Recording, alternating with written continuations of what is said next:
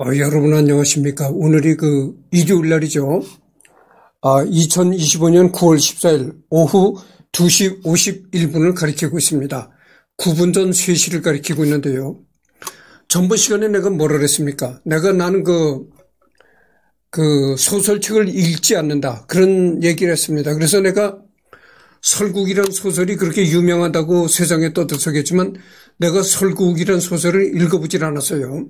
그래서 이 설국이라는 소설에 관해서 대강 좀 알아보려고 시간을 가졌습니다. 설국은 일본 소설이다 이렇게 나와 있습니다. 1937년 소설이고 한국에서 이 설국을 드라마나 영화로 제작했었다는 거죠. 1977년 영화가 제작이 됐었다 이런 얘기입니다. 그리고 빙하기 지구에서 달리는 열차에 관한 작품에 대한 내용은 설국 열차 문서를 참고하십시오. 해당 소설을 모티브로 하는 요르시카의 노래에 대한 내용은 설국 문서를 참고하십시오. 해당 소설의 배경지이자 동명의 별칭으로 불리는 일본의 지역에 대한 내용은 니카타현 문서를 참고하십시오. 이렇게 나오네요. 니카타현.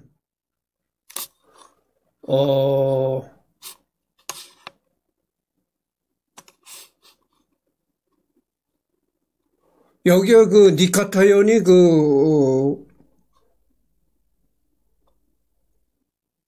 설국에 나오는 그런 모티브가 된 지역인 모양이죠. 잠깐만요. 여기 조금만 읽어보도록 하겠습니다. 니카타현은 일본 혼슈 주부 지방에 있는 현이다. 현청 소재지는 같은 이름인 니카타시다. 북동에서 남서에 걸쳐 에치고 미쿠니, 시다 등 산맥에 둘러싸여 있고 서쪽은 동해가 펼쳐졌다. 대표적인 부속 도서로는 사도섬과 아와시마섬이 있다. 주요 하천으로는 일본에서 가장 긴 강인 시나노강과 10번째로 긴 아가노강이 있으며 하류에 니카타 평야가 펼쳐져 있다. 이렇게 되어 있네요.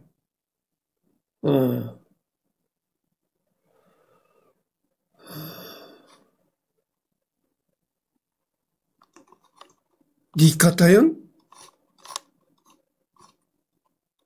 니카타현이니까 여기 어떻게 되나?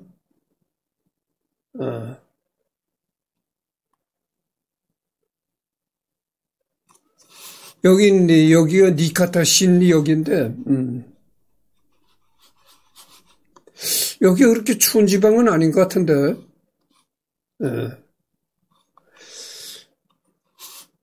니카타시를 중심으로 한 북부를 카에츠, 나카오카시를 중심으로 한 중부를 추에츠, 조에츠시를 중심으로 한 서부를 조에츠라고 한다. 지도를 보면 조에츠가 남쪽에 있고 카에츠는 북쪽에 있는데 이는 과거 수도였던 교토를 중심으로 교토에 가까운 지방을 위쪽, 먼 곳을 아래쪽으로 인식했기 때문이다.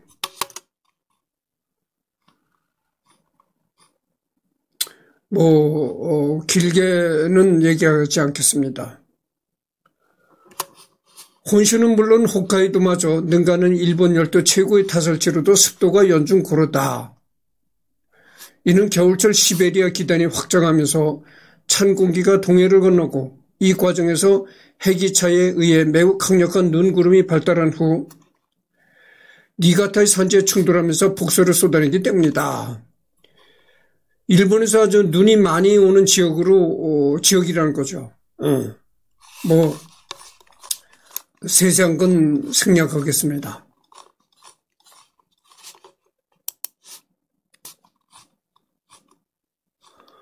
그래서 이제 설국이라는 건, 설이란 건 눈설자죠.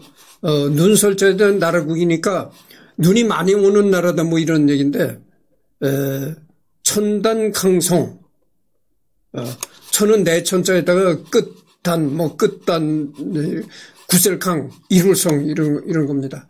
장편소설, 가와바타 야스나리. 저자는 이제 이 설국을 쓴 작가는 가와바타 야스나리. 전번 시간에 내가 이 사람에 관해서 했잖아요. 소겐샤. 최초 발행은 1937년 6월 12일 날 발행했다. 일본어로 쓰여져 있는 소설이다. 이런 얘기죠. 설국은 일본의 작가 가와바타 야스나리 소설이다. 가와바타 야스나리는 이제 일본 발음이고, 한문 발음으로는 이제 천단 강성이죠. 내천자의 끝단자 구셀강 이루성. 가와바타는 이 작품으로 1968년 일본인 최초이자 아시아인으로는 두 번째 노벨 문학상을 받게 된다. 그 내용은 고전무용 비평가인 남자 주인공 시마무라가 북쪽 지방의 눈이 많이 내리는 고장의 한 게이샤 고마코, 그리고 고마코의 친구인 동시에 일종의 연적이었던 요코에게 빠져들면서 겪는 갈등을 그리고 있다. 탐미주의적 색채가 강한 것이 특징이다.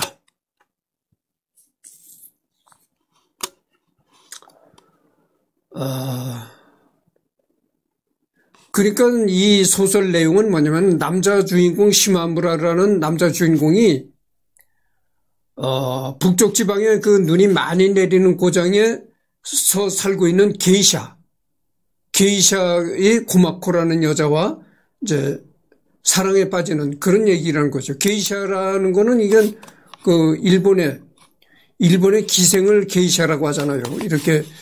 이런 데서 이제 숙박업소나 이런 데서 숙박업소나 뭐 큰 음식점 그런 데서 이렇게 춤을 추고 하는 그런 여자를 게이샤라고 하죠. 분칠한 채로 공연하는 게이샤들. 더 정확히 말하자면 서서 춤추는 두 명은 아직 정식 게이샤가 아니라 수습 게이샤인 마이코들이다. 마이코.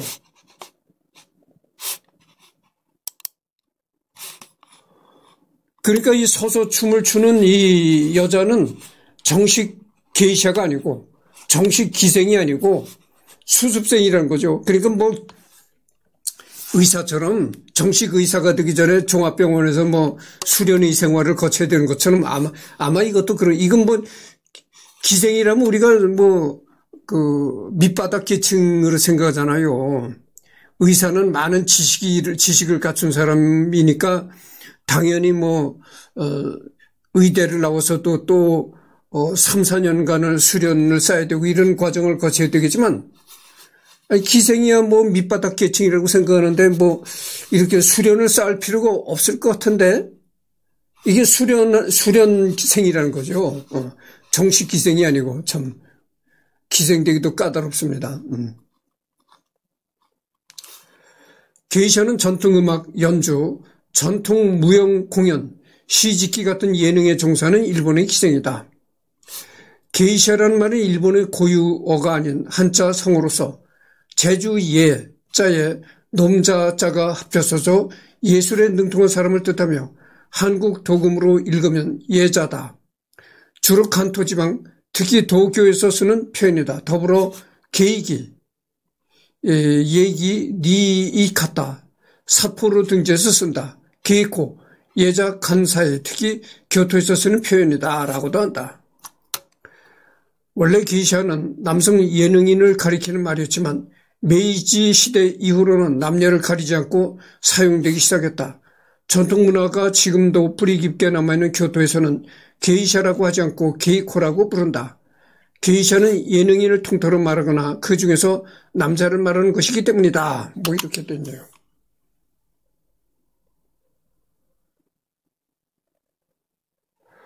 게이샤라는 건 기생이라고 하면 뭐 성매매를 하나 이렇게 생각하는데 그게 아니란 거죠. 순수하게 그러니까 이렇게 노래를 부르고 공연을 하는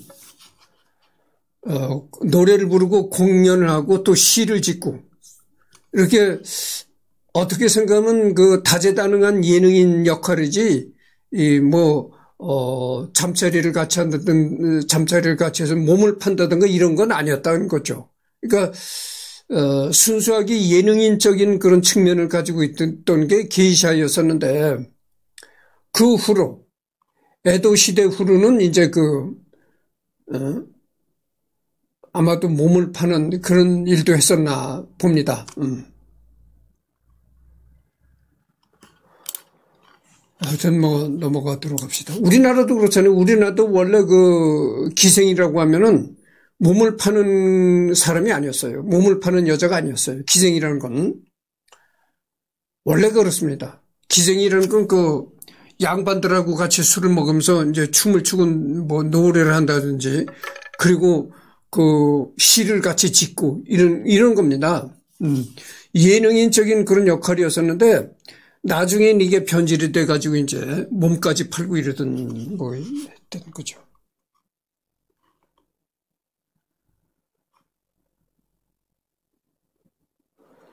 설국, 가와바타 야스나리, 국경이 긴 터널을 빠져나오자 설국이 섰다. 일본의 구 행정구역인 쿠니의 경계를 뜻한다. 한국어 역본에서는 국경이 나라와 나라 사이 경계만을 뜻하기 때문에 접경, 현경 등으로 의역되기도 한다. 밤의 밑바닥이 하얘졌다. 신호소의 기차가 멈춰섰다. 건너편 좌석의 여자가 일어나서 다가오더니 시마무라 앞의 유리창을 열어젖혔다. 눈의 냉기가 흘러들었다. 여자는 한껏 창밖으로 몸을 내밀어 멀리 외치듯이 역장님, 역장님. 등불을 들고 천천히 눈을 밟고 온 남자는 목도리를 콧등까지 두르고 귀에 모자의 모피를 들이우고 있었다. 소설의 천무장이 대단히 유명하다. 설국의 도입부는 일본 문학 도입부의 정수라고도 불리는데 시마무라의 눈으로 바라보는 공간 묘사를 수행의 간결체를 통해 서술함으로써 여유롭고 푸근한 느낌을 주며 설국이라는 작품의 배경을 독자들에게 감각적으로 주입시킨다.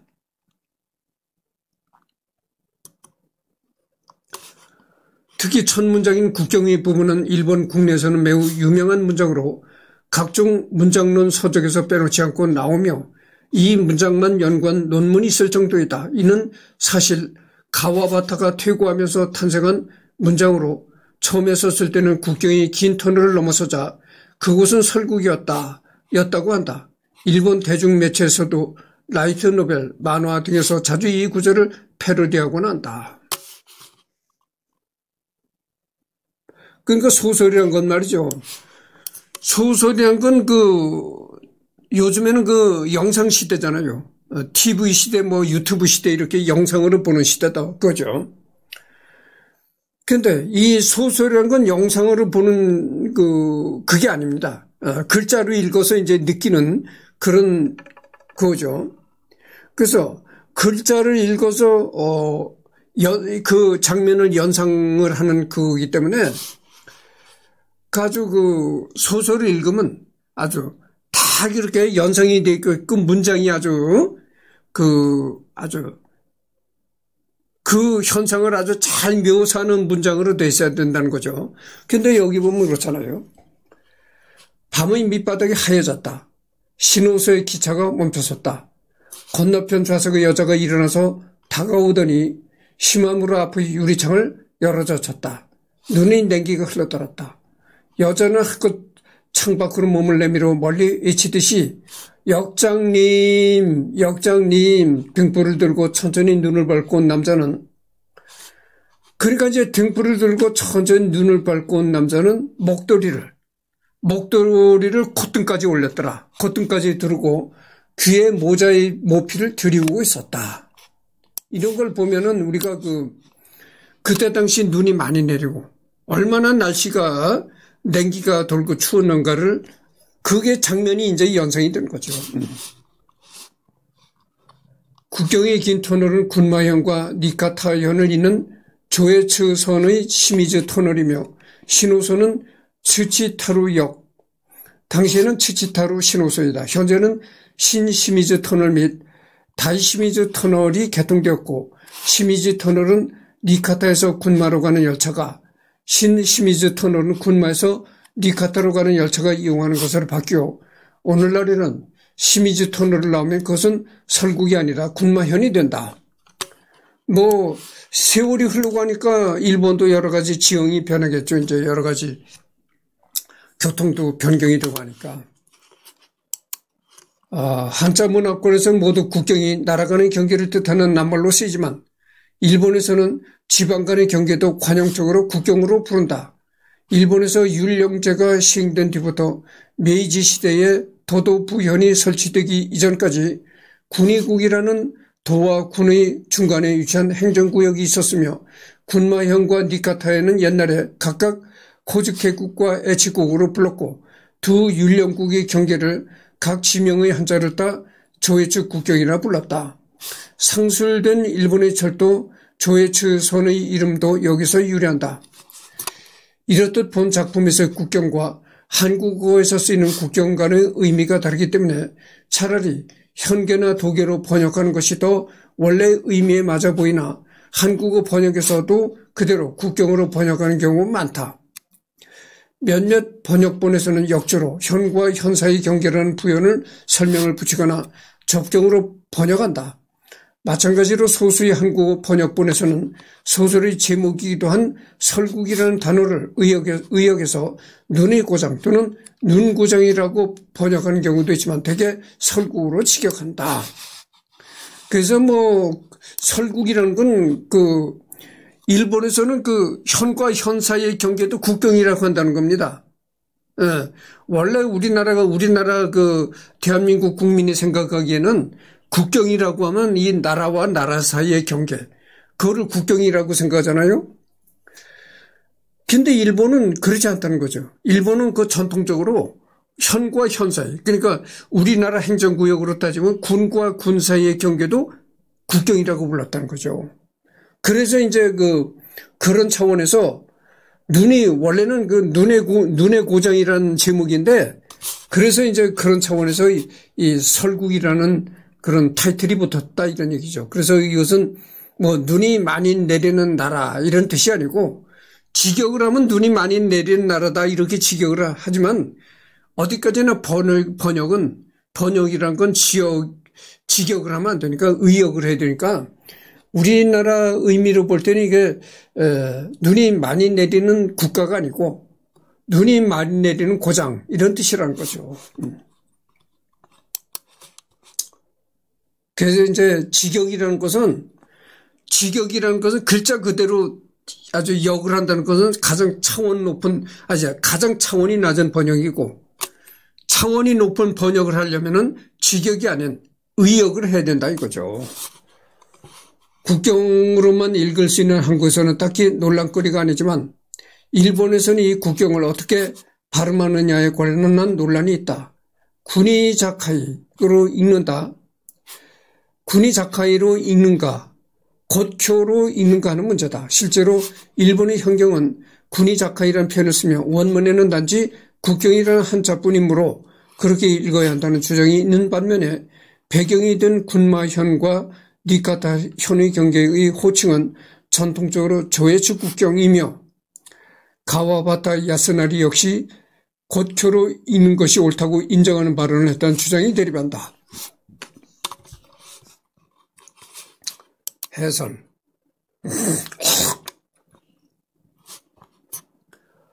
가타카와 문고판 설구의 뒷부분에는 가와바타 야스나리가 노벨 문학상을 받는데 큰 공헌을 한 에드워드 사이덴 스티커가 쓴 설구의 해설이 있다. 이는 본래 사이덴 스티커가 영역본의 서문으로 본래 영문인 것을 일본에서 이력한 것을 다시 한국어로 중역한 것임을 밝히며 여기에 일본어에서는 한국어로서의 번역을 싣는다.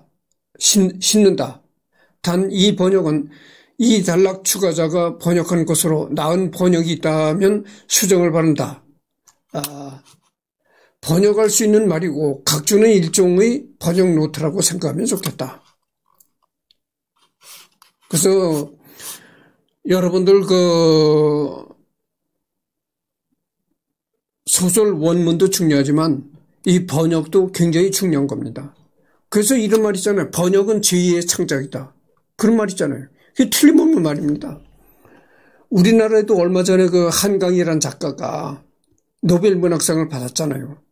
그런데 한강이라는 작가가 노벨 문학상을 물론 원래 소설도 작품성이 좋았겠지만 그러나 그 한강 작가가 쓴 소설을 번역한 번역가도 상당히 그 번역가의 노력도 많이 들어갔다 이렇게 우리가 생각을 해야 되는 겁니다. 번역가가 그 한강이라는 소설을 잘 번역했기 때문에 상을 받게 된 거죠. 번역은 제2의 창조죠. 제2의 창작인 겁니다. 그래서 그 한강이라는 작가가 쓴 소설을 그만큼 번역가가 잘 번역을 했기 때문에 서양 사람들한테 그게 어필이 됐던 겁니다. 그래서 그러니까 서양 사람들한테 우리나라의 그 의미, 대한민국의 그런 그 여러 가지 의미를 잘 번역을 해냈다고 볼 수가 있는 거죠. 그래서 이제 노르웨이 사람들이 그걸 보고 그 번역 부분을 보고 야 이게 훌륭하다. 정말 예술성이 있다 이렇게 판단이 내려가지고 상을 준 거니까 번역한 사람이 얼마나 공이 있다고 많다고 생각하죠. 겨울이 되면 시베리아로부터 찬바람이 습기를 머금고 일본해를 건너온다. 그리고 일본의 산에 부딪혀 눈이 되어 내린다. 일본의 혼슈 서해안은 그 위도의 섬, 하테라스 섬부터 뉴욕, 스페인령 모로코로부터 바르셀로나, 대체로 세계에서 가장 눈이 많은 지방이다. 12월부터 4월, 5월 정도까지는 철도만이 겨우 열고 산의 눈은 때로는 15피트에 달한다. 원래 그 오키나와, 일본의 그 오키나와 이런 데 있잖아요. 거기는 따뜻한 지역입니다.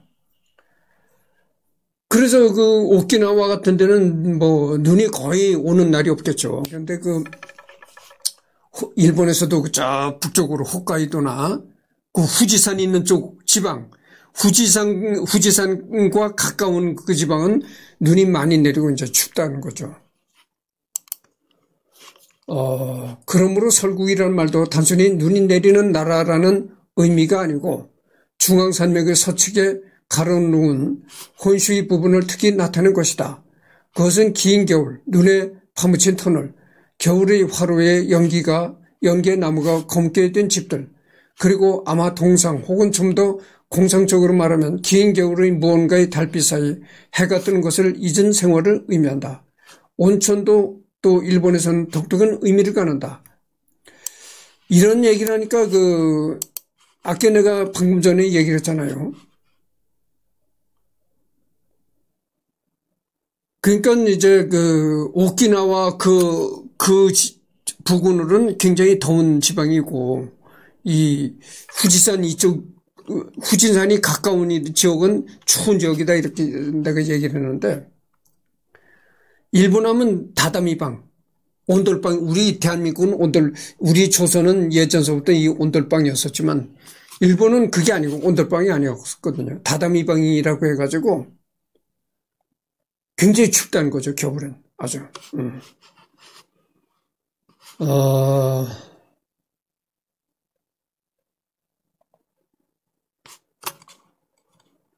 온천도 또 일본에서는 독특한 의미를 갖는다. 일본인은 우리가 바스나 사라토가에 가는 때와 같이 자신의 건강을 위해서라든지 시즌이니까라는 이유로 온천에 가는 일은 그다지 없다. 일본인은 스키도 타면 단풍이다. 꽃 구경이다라고 말하고 나가지만 부인을 동반하는 경우는 정말로 없다. 온천 특유의 즐거움은 철을 동반하지 않고 신사용으로 되어 있는 화려한 번화한 온천지에 게이샤나 멋스러운 숙소의 여자 종업원이 없는 곳은 없다. 나는 외국 여행을 안 했습니다. 그래서 나는 여권도 없어요. 그동안 내가 외국 여행을 하려고 마음만 먹었으면 할 수 있었겠죠. 그러나 방금 전에 내가 뭐라고 했습니까? 지금은 영상 시대다 이거죠. TV, 유튜브. 맨날 보는 게 외국의 풍경을 동영상으로 보잖아요. 큰 UHD TV, 아주 선명도가 좋은 UHD TV로 맨날 이걸 또 그렇지 않은 모니터 화면으로 선명한 화질로 맨날 외국의 풍경을 본다 이거죠. 각 방송국에 그런 프로그램 있잖아요. 걸어서 세계 속으로 뭐 이런 거 여행 프로그램 그런 걸 즐겨보는데 그냥 안방에서 전 세계를 다 구경하는데 뭐 돌아다닙니까? 응? 그렇잖아요. 나 같은 서민은 한 푼을 아껴야 되는데 그래서 내가 외국에 여행을 하고 싶은 생각이 없어요. 그래서 안 했습니다.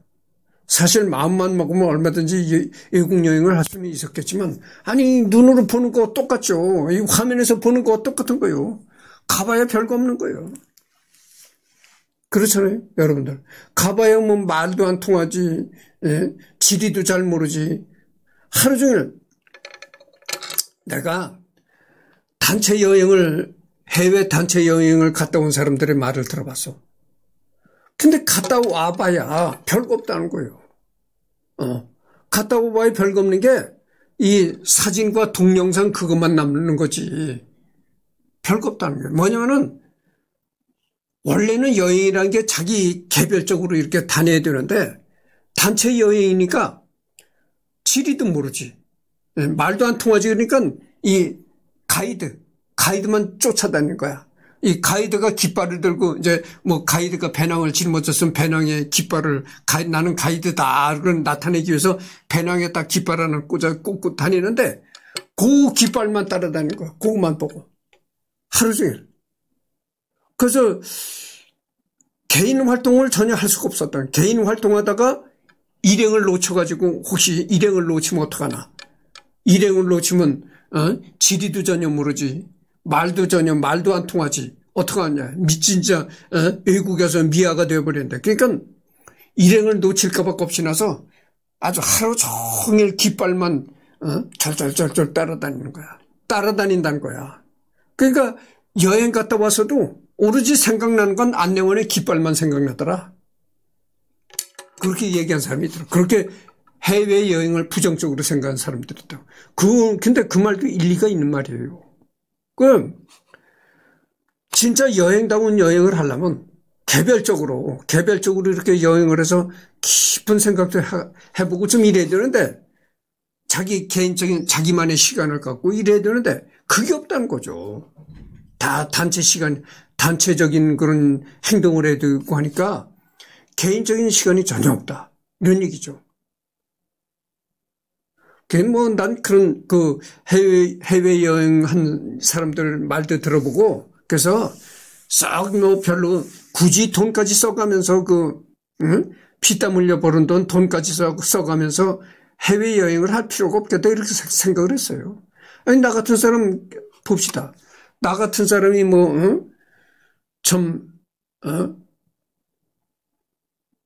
진짜 알뜰살뜰 사랑하는 여자가 있어 뭐 있어. 또 가봐야 혼자인데 독신으로. 그러니까 부시 혼자 독신으로 가서 하루 종일 안내원 깃발이나 쫓아다닌다고 와봐야 별게 뭐 있겠는가. 차라리 그럴 바에는 돈도 절약이 되고 그냥 방 안에서 모니터로 TV로 보자. 이런 주의죠. 그런 생각을 가져서 내가 나는 여권도 지금 없는 사람이에요. 근데 지금 일본 얘기를 하는 시간인데 일본은 그래도 돈이 별로 안 들어요. 한국과 이제 가까우니까 별로 돈이 안 드는데 일본 동남아 이런 데는 별로 돈이 안 드는데 미국이나 유럽 여기는 돈이 많이 들어가요. 거리가 워낙 멀으니까 항공료도 상당히 비쌉니다. 온천 게이샤는 세상의 빈축을 차지하는 것마저 아마 그것에 가까운 존재다. 도시의 게이샤가 노래나 춤으로 유명해지고 끝에는 정치의 배후에서 움직이거나 후원을 끌어 받거나조차 하는 자도 적지 않은데 온천 게이샤는 주말의 유산객의 아청꾼으로부터서 끼를 팔고 몸을 팔지 않는 명목도 어쨌든 외관만으로 끝나는 것을 면치 못한다.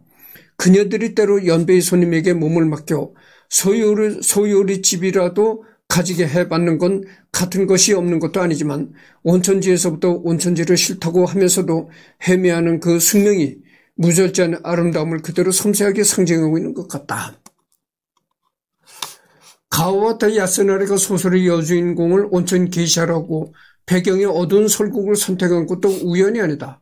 어둠과 무절제한 아름다움은 그의 주된 작품이 바닥을 흐르는 기조이다.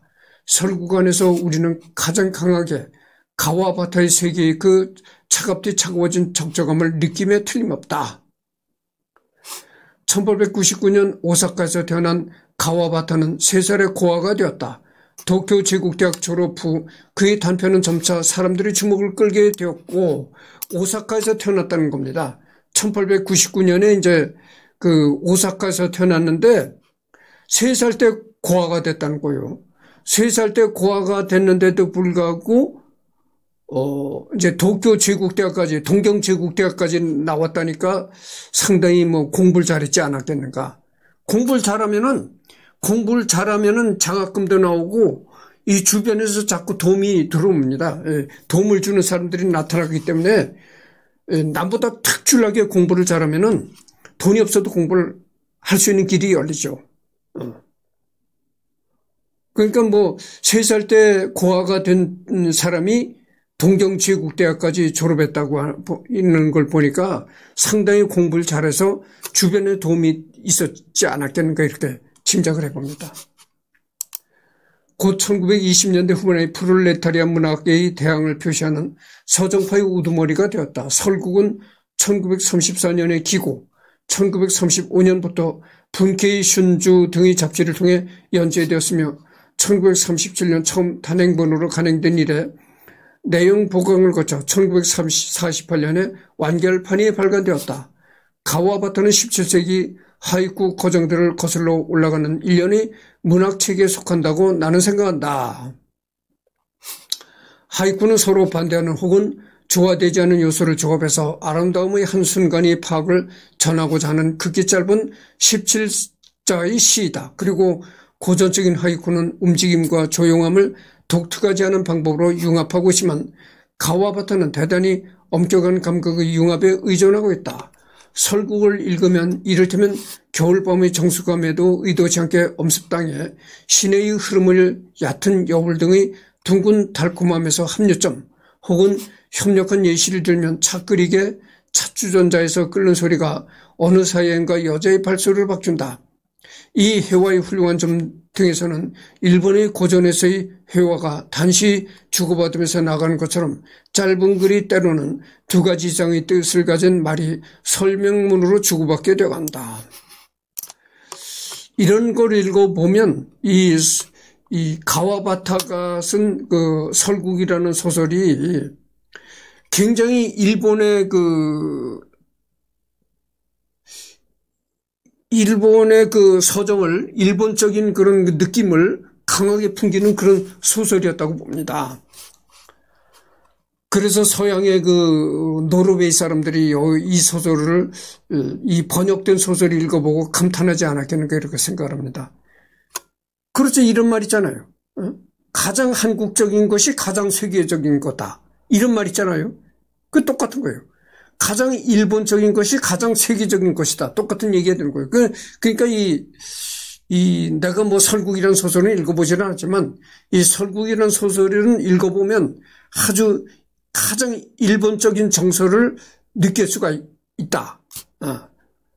일본적인 향취를 느낄 수가 있다. 뭐 이런 얘기가 되겠죠. 그러니까 서양 사람들이 이 소설에 이제 반했을 것이다. 이런 얘기를 하는 겁니다.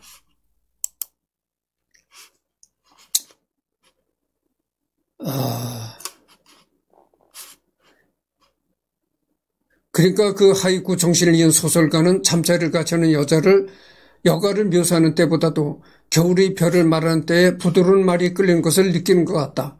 영국의 소설이 지들을 좋아하게 했던 것처럼 몸집만 큰 촌스러운 남자나 피비린내 나는 기호를 그에게 기대서는 안 된다. 그의 소설은 오히려 공허 안에서 전멸하는 짧은 일련의 번쩍임과 비슷하다. 등장인물은 마침내 사라져가는 하나하나의 섬광으로서 나타내어지며 그 배후엔 반짝이는 번쩍임 또 단지 허무함을 보일 뿐이라는 암시를 남기고 간다. 설국의 주인공이 여주인공과 결별한 후 다시 그 얼굴을 생각해내지 않는다고 하는 것은 의미가 깊다. 깊은 의미가 있다.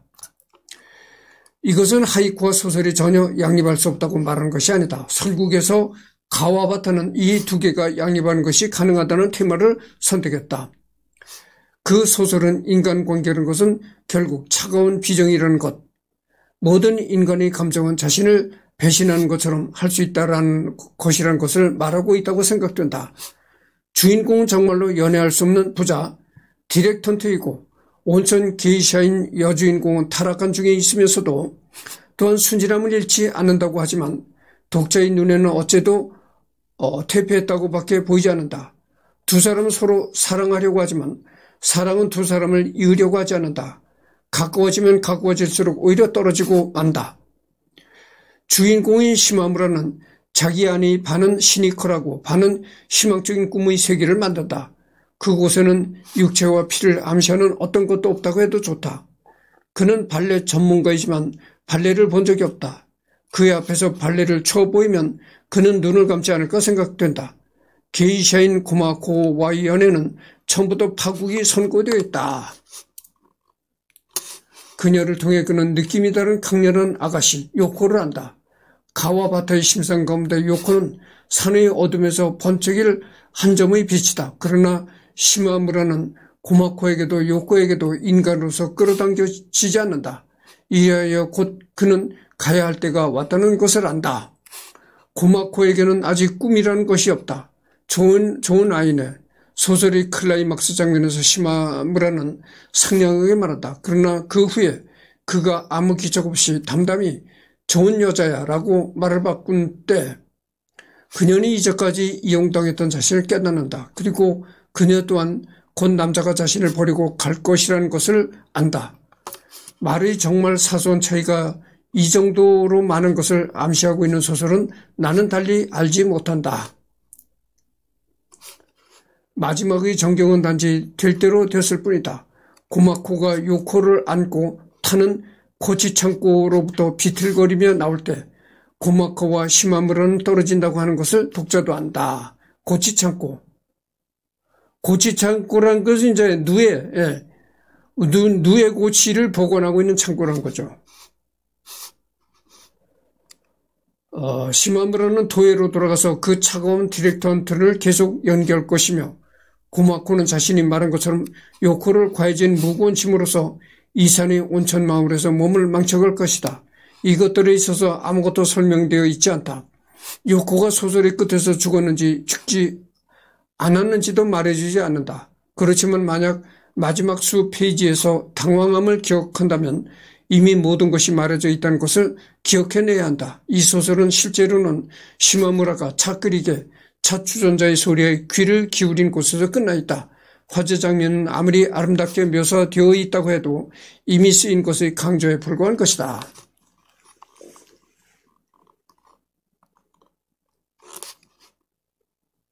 벌써 38분을 경과했네요.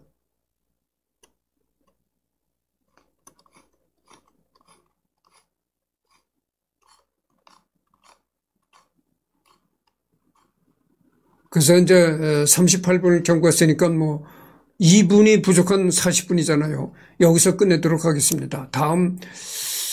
오늘은 더 이상 녹화가 없어요. 그래서 다음 주말에 가서 여기서부터 하도록 하겠습니다.